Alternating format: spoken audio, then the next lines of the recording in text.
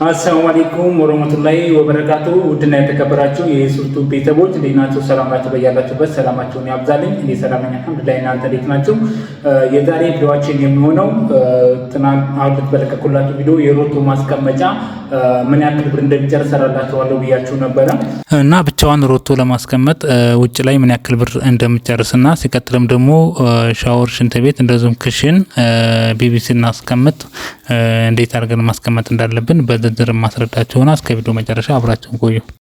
ይህን ቪዲዮ ልሰራላችሁ የወደድኩት ምንድነው ብዙ ሰው በጣም በውሃ ችግር የሚሰቃያል። እንደዚህ የውሃ እጥረት እንዲሁም ደግሞ ጭቃ ቤት ሰርተን ጭቃ ቤት ከሆነ ሮቶ ማስቀመጫ ግቢያችን ላይ አይኖርም ማለት ነው። ሮቶ ማለት እንግዲህ ውሃ ባለ ሰዓት ሮቶ ላይ ተቀምጦ ከዛን ውሃ ሲጠፋ ወደ ፈለግነው እንደፈለግን እንድንጠቀም የሚያደርገን ማለት ነው ሮቶ ማስቀመጫ ማለት ነው።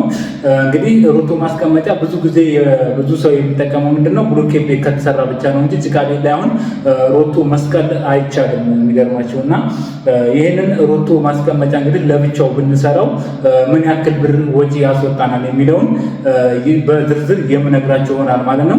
አሁን እቺ የምትመለከቷት አሁን የሮቶ ማስቀመጫ መርሳ ከተማ ላይ የተሰራች ናት።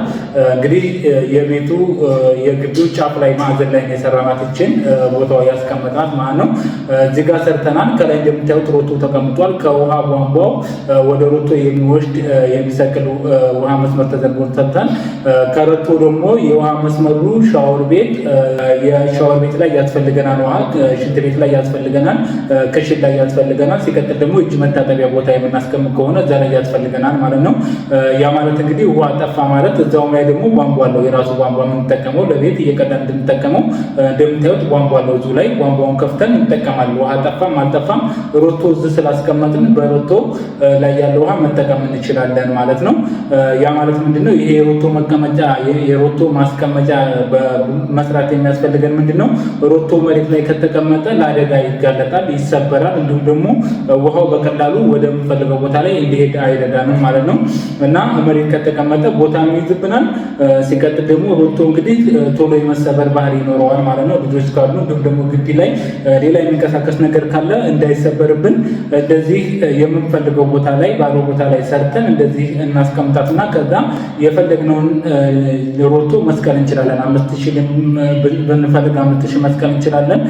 3000 መስቀል ብንፈልግ 3000 ከዛም በላይ 15000 ሆነ የሚፈልጋትን ሮቶ ገዝታችሁ መስቀል ትችላላችሁ ማለት ነው እና ሁላችሁም ቤት ለምትሰሩ ቤተሰቦች ብትጠቀሙት በጣም አሪፍ ነው ብዬ ስላሰብኩ ነው ይሄን ቪዲዮ ይዤላችሁ የቀረብኩት ማለት ነው።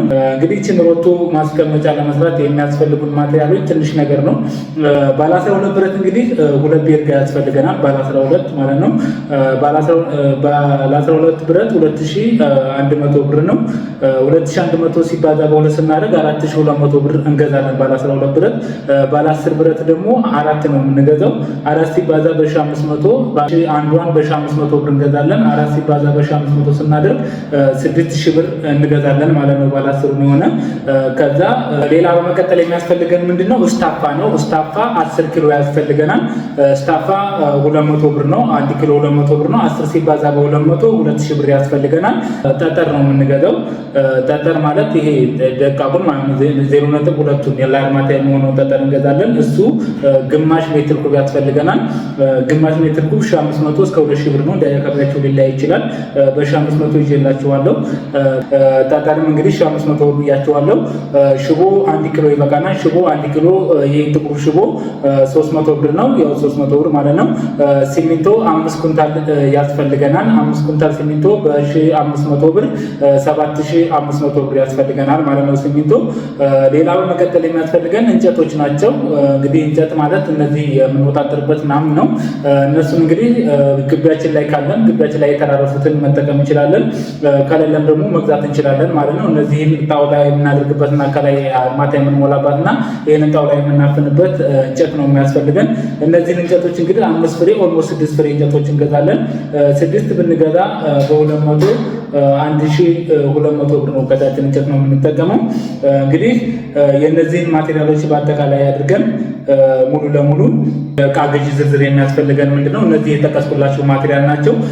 ባለ 12 ብረት 2 ቤርጋ፣ ባለ 10 ብረት 4 ቤርጋ፣ ጠጠር ግማሽ ሜትር ኩብ፣ ሽቦ ይሄ ስታፋ 10 ኪሎ፣ ከዛ ሽቦ 1 ኪሎ፣ ሲሚንቶ 5 ኩንታል፣ ሌላ እንጨት 6 ፍሬ። እነዚህ ናቸው የሚያስፈልጉን። እነዚህን በአጠቃላይ አድርገን የእቃ ግዢ ስንደምር እንደነገርኳችሁ በምናባዛበት ዝርዝር ሙሉ ነግሬያችኋለሁኝ። በአጠቃላይ እቃ ግዢዋን ብቻ ማቴሪያል የምንገዛባትን 24400 ብር እቃ እንገዛለን ማለት ነው። ሮቶ ማስቀመጫዋን ለማቆም 4 ሜትር ማድረግን 5 ሜትር እንደምፈልጉት ሜትር ልክ ማድረግ ትችላላችሁ። ይህንን እቃ ለመግዛት 24400 ብር ወጪ እናደርጋለን ማለት ነው። እቃዋን ለመግዛት በአጠቃላይ ሙሉ ለሙሉ እቃ ለመግዛት እቺን ያክል ብር ወጪ እናደርጋለን። ከዛ ሲቀጥል ምንድነው ያለብን? የሙያተኛ ነው ያለብን።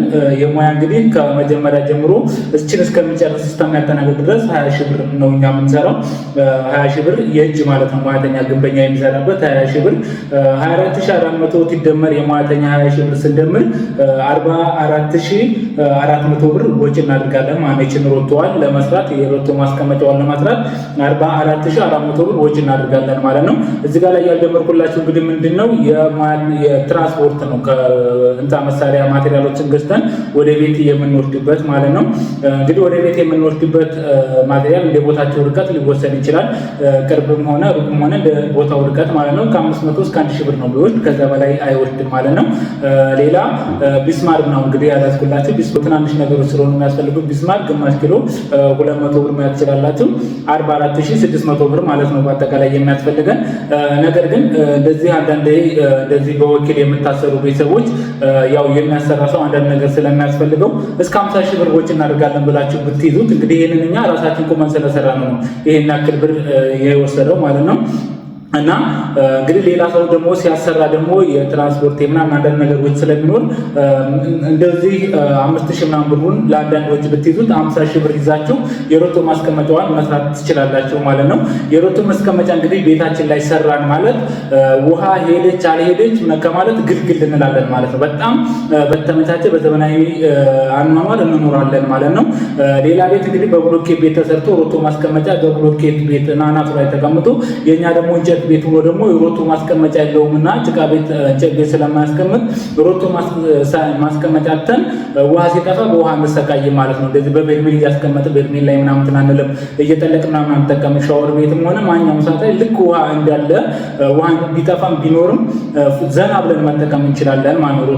ሮቶ ገዛን ማለት ቤታችን ላይ ሮቶ ማስቀመጫ ሰርተን ጭቃ ቤት ሆነ ብሎኬት ቤትም ሆነ ሮቶ ማስቀመጫ አድርገን ሮቶዎችን ማስቀምጠን ውሃ በመጣ ሰዓት ሮቶ ይሞላል፣ በሌላ ሰዓት ደግሞ ከሮቶ እንጠቀማለን ማለት ነው። ሮቶ እንግዲህ ወደፈለግነው አይነት ቦታ ውሃ መሳቢያ አስበን በፈለግነው ቦታ ላይ መጠቀም ስለምንችል ውሃ ጠፋ አልጠፋ እንደዚህ ደግሞ የለም ብለን አንጨናነቅም ማለት ነው። ሮቶ ማስቀመጫ ግቢያችን ላይ መኖሩ በጣም አሪፍ በጣም ጥሩ ነው ማለት ነው። ሁላችሁም ብትጠቀሙት በጣም አሪፍ ነው። እንግዲህ በቀላል ብር እንደዚህ የሚሰራ ከሆነ ሁላችሁም እያሰራችሁ ተጠቀሙታላችሁ ብዬ ተስፋ አደርጋለሁኝ። ብዙ ጊዜ እንግዲህ ብዙዎቻችን ቀላል የሚመስሉ ነገሮችን ትኩረት የማንሰጣቸው ሰዎች አሉ። ቀላል የሚመስሉ ነገሮች ደግሞ ዋጋ ያስከፍሉናል። በኋላ ላይ ምን ነው እንደዚህ አድርገው በነበር ምናምን የሚል እሳቤ ስለሚኖርብን ከመጀመሪያ እነዚህን ቤታችን ላይ ግቢያችን ላይ ስንሰራ በጥንቃቄ ሁሉንም ነገር መስራታችን ለቀላል ነገር ለዚህ ለ40-50 ሺህ ብር ላልሞላ ወጪ እንደዚህ አድርገን ገንብተነው ለቀጣይ እንደፈለግን አድርገን ብንጠቀም በጣም አሪፍ ስለሆነ ለሁላችሁም ጥሩ ነው ብዬ አስባለሁ ማለት ነው። ቤታችሁን ከመጀመሪያ ስትሰሩ ቢቢሲ የማትቀብሩ አላችሁ። ቤት ገና ከመጀመሪያው ሲሰራ እንግዲህ ገና ቤቱ እንደቆመ ገረገንቲ ከገባ በኋላ አርማታ ከመደረጉ በፊት ቢቢሲ ከክሽን 50 ታንከር ከሻወር ሽንት ቤት እንደዛው 50 ታንከር የውስጥ ሚንታ ቤት ላይ የአዋቂ ሚንታ ቤት ላይም ሻወር ሽንት ቤት ካለ ከዛም እንደዛው 50 ታንከር ድረስ የሚደርስ ቢቢሲ መቅበራችሁን መርሳት የለባችሁም ማለት ነው። ሲቀጥል ደግሞ የእጅ መታጠቢያ መታጠቡ ከሆነ የእጅ መታጠቢያ አሁን ኮሪደር ላይ እንዲሁም ደግሞ ሰው ከሳሎን ወጥቶ ሁሉም አቅጣጫ የሚቀርብበት ማለት ነው። የቤቱ ሴንተር ላይ የሆነ ቦታ ላይ ቢሆን ይመረጣል። የእጅ መታጠቢያ ከሳሎኑ ሰው ወጣ ብሎ እንዲታጠብ ወይም ደግሞ ከሽንት ቤት ሲመለስ የሆነ ክፍት የሆነ ቦታ ነፃ የሆነ ቦታ ላይ ቢሆን ይመረጣል ማለት ነው። ኮሪደር ላይ እንዲሁም ደግሞ በረንዳ ላይ ጠጋ ብሎ ቢሆን የተሻለ ነው። ኮሪደር ካለን ቤታችን ኮሪደር ላይ ብንጠቀመው በጣም አሪፍ ነው። እሱንም የእጅ መታጠቢያ ከምናደርግበት ቦታ ላይ እሱም ወደ ፌፍቲ ታንከር የቆፈርንበት ድረስ የሚደርስ ፒቪሲ መቅበራችንን መዘንጋት የለብንም ማለት ነው።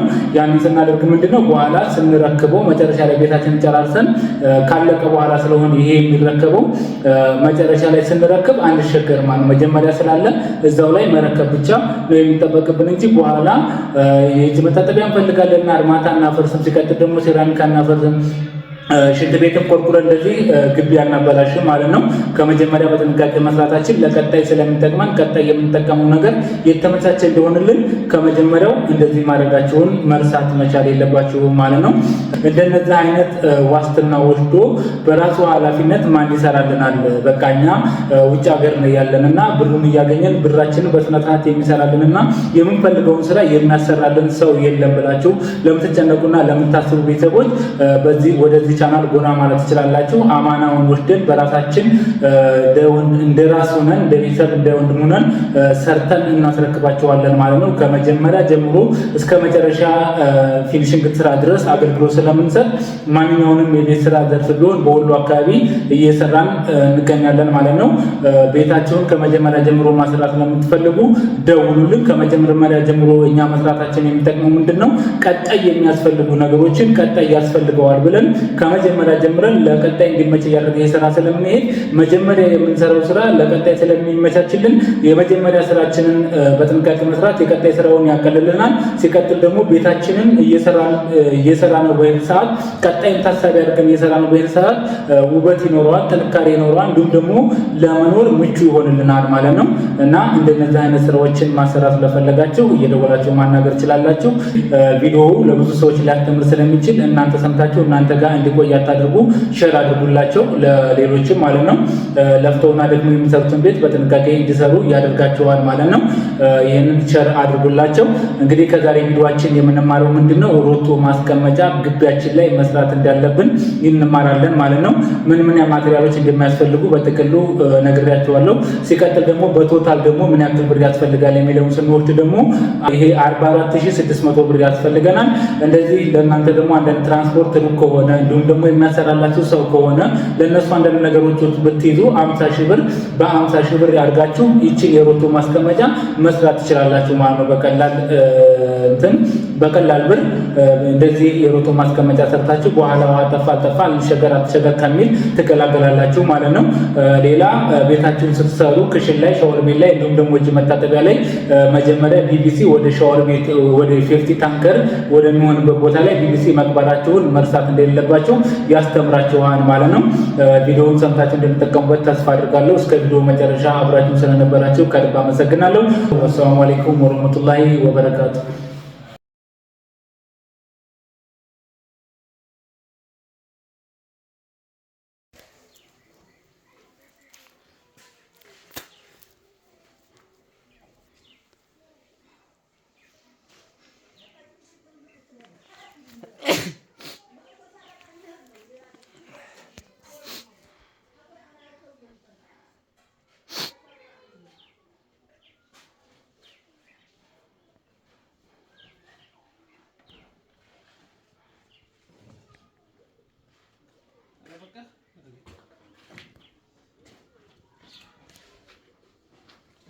Sim.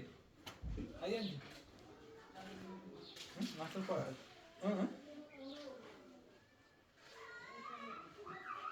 So,